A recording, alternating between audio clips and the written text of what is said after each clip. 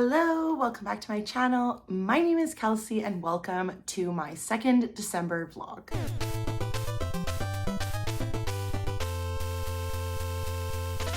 So as mentioned in my last vlog in December, I love to just post weekly vlogs. It puts the pressure off of me to do any sort of like creative endeavor and really just focus on getting some goals done, finishing some books I need to finish. As you can see, I have quite a pile that I don't think is realistic for December, especially at the rate it's going. And that is the theme of this vlog. I really only finished one book this week, which was not the goal. I wanted to finish at least 3, but it was one of those weeks where I just had a lot of stuff to do, a lot of Christmas parties, a lot of friend things. Bear with me. I do make a way through Sword of Kaigen and finish it. So this is one of the books I finished this week. I also got about 1/3 of the way through Magnus Chase and the Ship of the Dead. Things are going slowly, but I do expect to finish the audiobook for this within the next day or so this will be in next week's vlog. And then you'll also see me start Gwen and Art Are Not in Love by Lex Croucher, I think is the title. And I just started this week before I went to a Hanukkah party, but let's roll the clips. I don't know how long this vlog is, but I hope you enjoy anyways. Hello, welcome to the first update of this second week vlog. So if you've seen me look like this already, it should look familiar because this is how I look like at the end of last week. So as mentioned, I am 310 pages into the Sword of Kaigen. I am enjoying it, I think, far more. The enjoyment level has always pretty much stayed consistent with how much I'm appreciating the writing style. I think it's like very, very easy to get into, but I think Misaki as a character is really growing in appreciation for me because we are seeing how her past and her future are sort of contrasting right now due to the invasion of the Ranganese. And the Ranganese seem to be a group of people that the Kaigenese people didn't expect to invade them. And so it's really throwing them for a loop right now. I don't want to get too much into details because I think part of the charm of this book is that you don't really know what's happening, and the aspect of the synopsis that I think pulls you in is only really happening at this halfway mark. So there's so much that is revealed and explained to you beforehand, and so I don't want to really take that away. I also managed to get a couple of chapters into Magnus Chase and the Ship of the Dead. I am going to be focusing this vlog on this one as well because usually I have a dedicated vlog to this specific book, but for Hanani and I, we just couldn't find the time to do reading sprints together. I just couldn't find the time to do a dedicated focused vlog for it, so it's going to be a part of this one. It's still going to go in the playlist of my Rick Riordan vlog. Magnus Chase is about a boy named Magnus Chase who discovers that he is the son of a Norse god upon his death when he is sent to Valhalla. So far, I have been really enjoying this series. It really reminds me of the Percy Jackson series, which was something that I felt was kind of lost in the Heroes of Olympus and the Kane Chronicles. I think the sarcasm of a teenage boy was missing from this series, and I just think that that's the voice that Rick Riordan writes in the best. I definitely don't think there are much differences between Magnus Chase and Percy Jackson, especially in this one. We saw a chapter of them talking to one another and they are very reminiscent of each other. So I think right now I'm just about done my work day. I'm going to finish up a couple of more things that I need to do, and then I'm probably going to edit last week's vlog so I can have this up by tomorrow or at least Wednesday, and then I will read whatever I can later tonight.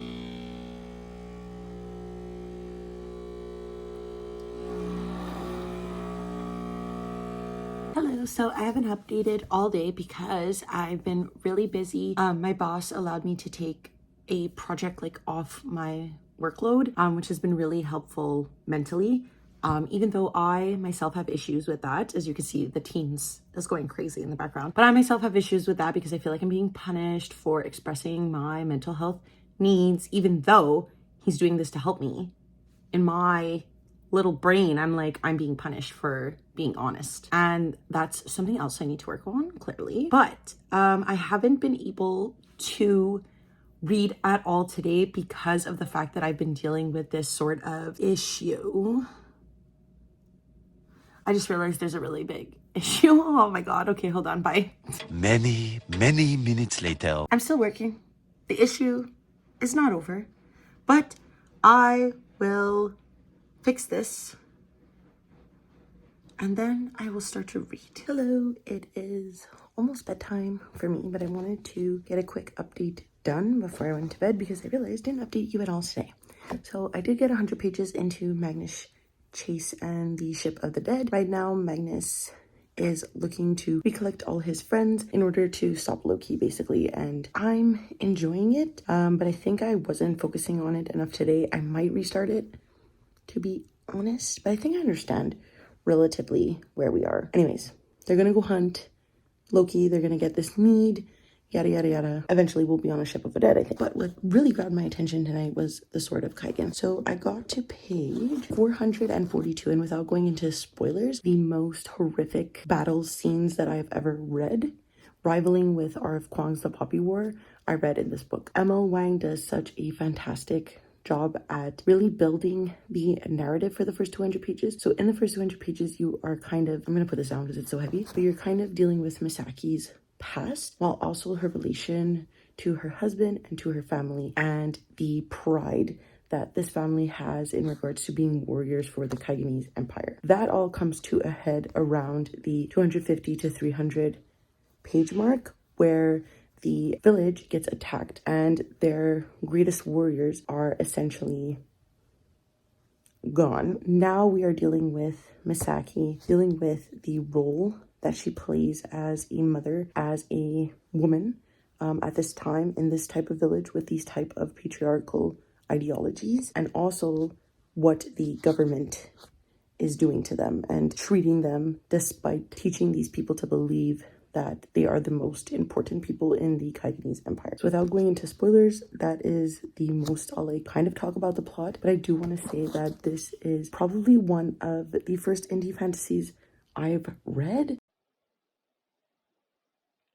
This book is just so incredible for an indie fantasy. Like, I think I've read indie books before, and I don't necessarily love the writing, but this is like miles ahead of what I thought it would be, and it's so intricate. And like I said, I think the first 200 pages is very difficult to get through. The way that the story has developed, the little hints that Wang has put throughout the narrative to then lead up to this battle scene, to this kind of reconvening of what they believe in after this horrific thing, this horrific episode that happened to them, is incredible. I don't doubt that I will be finishing this within the next day or so, just because I had difficulty in the beginning, even though I was still really, really enjoying it. Now the plot has picked up so heavily that I know I will finish it soon. So that's it for tonight's update. Tomorrow I am going to work. I will hopefully film some B-roll tomorrow. I will hopefully try to read a bit on the metro coming home, the metro in the morning. I do not. I just listen to music to wake me up from my grave. So it finishes at 6:13, so I have about a little bit less than 200 pages left to read. Maybe I could finish it tomorrow, but definitely by Thursday this will be done. And I hope to have more updates for you tomorrow.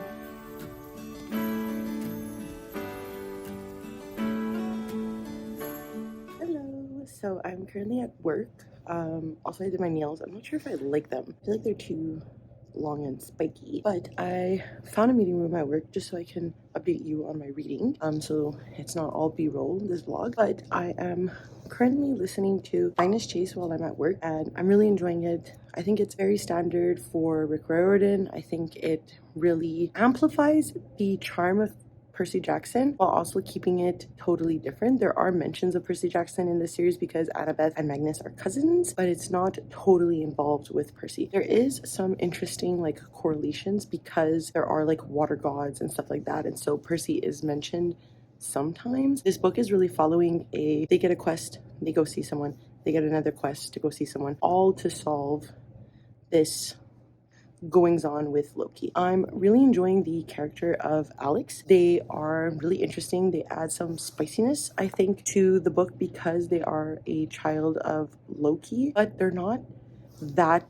proud. You know what I mean? Like, they are providing an interesting context to a child of Loki because previously we only had Sam. So I'm really enjoying that duality of them as characters. And then I'm also about 470 pages into the Sword of Kaigen, so I really do expect to finish it sometime soon. It could be tomorrow before I come to work, because I'm just going to come into work for the afternoon tomorrow because we have our Christmas party. So I might try to read some of it, and tonight we're also going out for supper, so if I don't get home too late or drunk, I might continue reading The Sword of Kaigen, but it's definitely, like I mentioned previously in this vlog and last week's vlog, it's definitely increased in stakes and interest for me, engagement. Like I'm really, really liking it more. Like I'm constantly thinking about it. Like right now, just the fact that I have to be here at work and not reading it at home during my free time is bothering me. I really wish I could be reading it right now. So I think that that's like a super plus for the book. And Elma Wang just released another book for this year, for 2023. So after this, I think I'm definitely going to purchase it, because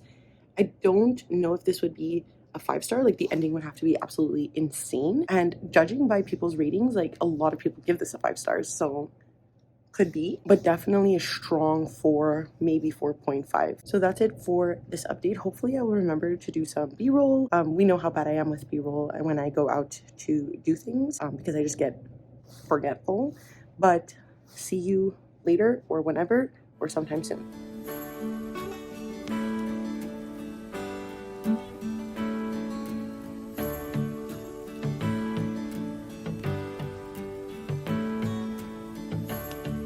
Hello, I'm a little hungover, as you could tell, from my Christmas party last night, but I will not let this stop me. I will try to read a bit before I have to go to my friend's house today. That's my goal. I just cleaned up a little bit while hungover, so clap to me. I'm trying to give you some sort of content in this vlog, so it doesn't end up just being like 1-second b-roll clips of like one day. So hopefully I'll get a bit read, and then I will see you later.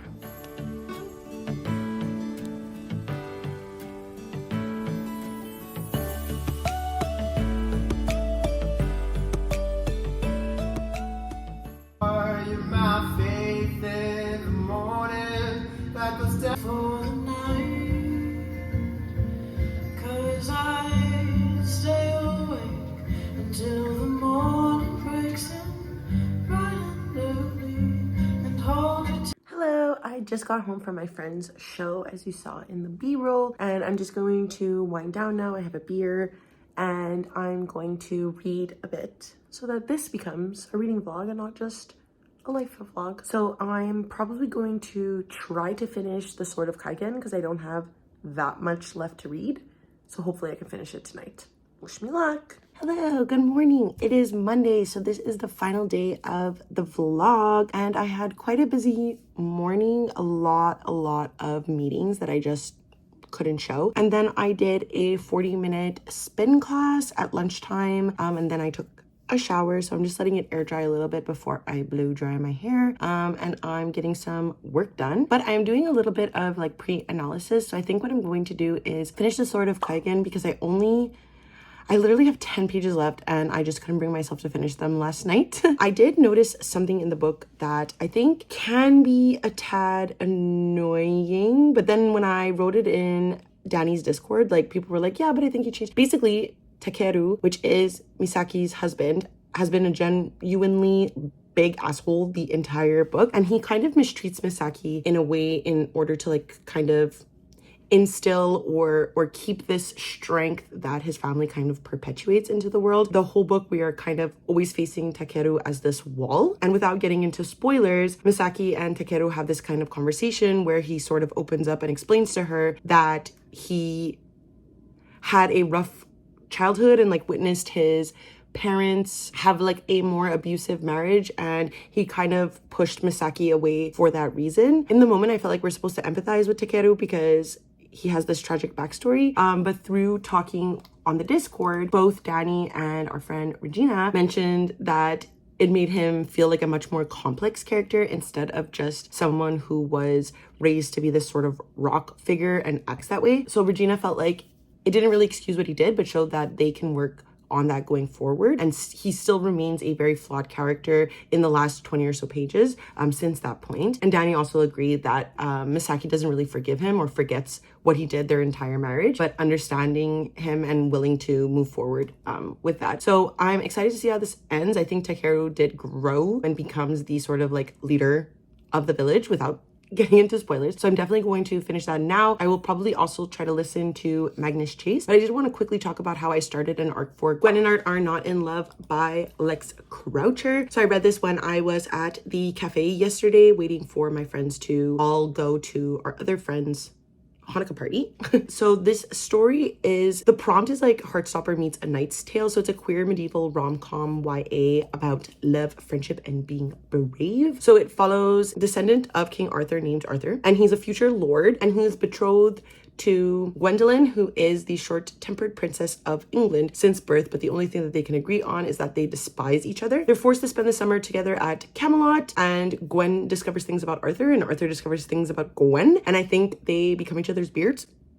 So I'm very excited to continue this. So far, I've been really enjoying the writing. It's very charming, very funny, very light. And I think that that's what I needed in comparison to The Sword of Kaigan, but enough romance that it's sort of a departure from, let's say, like Magnus Chase, which is a funny and light departure from The Sword of Kaigan as well, but lacking that sort of like romantic-y type of vibes. My friend Jenny read it as well, and they really enjoyed it. I saw their review. So I'm very excited to continue with this. I also have that on audio, so I will probably listen to the both of them later on tonight. I am going for supper with one of my friends for ramen, so I will get back to you probably later to close out this vlog, and then next week is when I will be really finishing and diving into Magnus Chase, Gwen and Arthur are not in love, and then 2 other books I really plan to read this upcoming week. I'm less busy than I was last week, so hopefully I can get this all done. Welcome to the last clip of the vlog, and let's get straight into my thoughts on The Sword of Kaigan because I have like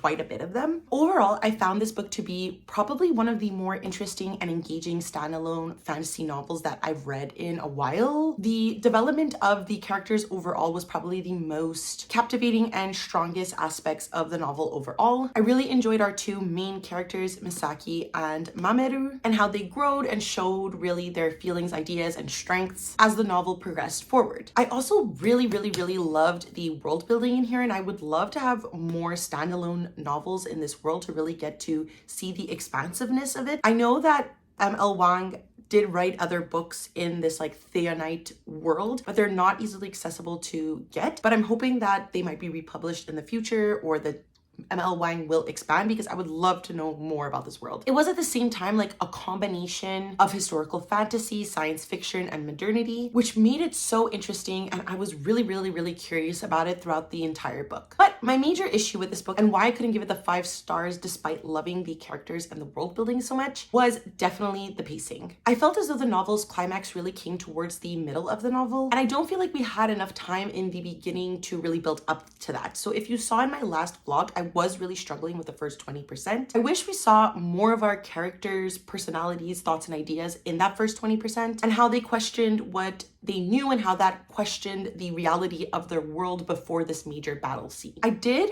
enjoy the ending, but I feel like it would have been much more impactful if that development was done with the world and character motivations. Despite that, I was thoroughly impressed with this novel, and I'll be definitely picking up M.L. Wang's newest release that came out this year, because I was apprehensive having not read it before, but a lot of people enjoyed this one. So I was already interested in it, and now I'm even more interested in it. So 4 stars for The Sword of Kaigan by M.L. Wang, and I really love this. And then just as a sanity check for what I have read, so you saw this in the introduction, but I have read quite a bit more of Magnus Chase and the Ship of the Dead. So let's get into some of my thoughts so far, 150 pages in. I really enjoy that Rick Riordan is showing how expansive the reach of the Nordic Vikings had on the world, and how their gods are sort of interrelated with everyone. There's a lot of talks about how Magnus's water family relates to like the Greek version and Percy's water family. So I think that that's really interesting. And when I say water, I mean like the sea, the ocean, whatever. But I don't think Rick Riordan, again, it's a children's novel, so I don't know how in-depth I would like for him to go. But he doesn't really tackle the like colonialist aspects of that, and just really touches upon how they relate to other gods and goddesses. And it's sort of surprising to me, just because I feel like Rick Riordan does a really good job at always integrating some sort of discussion in the book. And in this instance, I feel like it's just sort of, it feels left out for what Rick Riordan has done in the past. The book, in terms of the plot, is still sort of a struggle to get through, because it is really a go here, get this, then go here and get this, and then go here and get this. And I don't really remember if the Percy Jackson series was like that, if I'm just clouded in like my sort of really love for the book, and it was the first Rick Riordan series that I read. So maybe it came off fresh and new for me. But in this instance, I just want them to get to the point of the book, of the series. So that's becoming a little more of a slog to get through for me. Then I also just want to validate Rick Riordan's decision to include a non-binary character in this book. Alex is a very interesting character. They constantly bring up these discussions of gender dynamics, question Magnus's take on the world, and I find that to be really, really fascinating, especially because we're seeing it in Magnus's point of view. We're getting a look into the binary from perhaps a child that wasn't really exposed to that. That being said, a lot of the 1-star and 2-star reviews of this book do question the need for this in the series, and I just want to reiterate that Rick Riordan does an excellent job at providing these moments of diversity for kids who need them. And I think that Alex is a really strong and wonderful character and really important for children to read, especially when they are questioning who they are at younger ages and need to know or see themselves represented in a character. Alex is probably one of the better characters in this book. I'm really enjoying that. And then finally, as mentioned, I started Gwen and Art Are Not in Love, and I'm roughly maybe 50 pages in. So far, we're getting the background of Gwen and Art and how they are sort of enemies. They don't really like each other. They've been betrothed since they were children, and you don't really understand why they don't like each other besides the fact that they just talk about each other's attitudes. And I think that it's kind of implying this sort of rivals to lovers dynamic, but then you're getting instances of their thought processes and how they are looking at lads and ladies in different ways. And I think that this is going to be a sort of swap thing, and I think they will be each other's beards, and that's how their friendship and marriage is going to work. So I'm very excited to see where that goes. But that's it. Please let me know down below if you've read any of these books. Did you like them? Did you hate them? Should I be worried? Let me know. And if you would like to follow me on any of my other social medias, I do leave a link down below to my Instagram, Twitter, X, and Goodreads down below. And of course, because it is the end of the video, please do not forget to subscribe, and ring the notification bell. It does wonders for my channel, makes me feel really good. And that's it. I never know how to end these things, so I will see you next time. Okay, bye!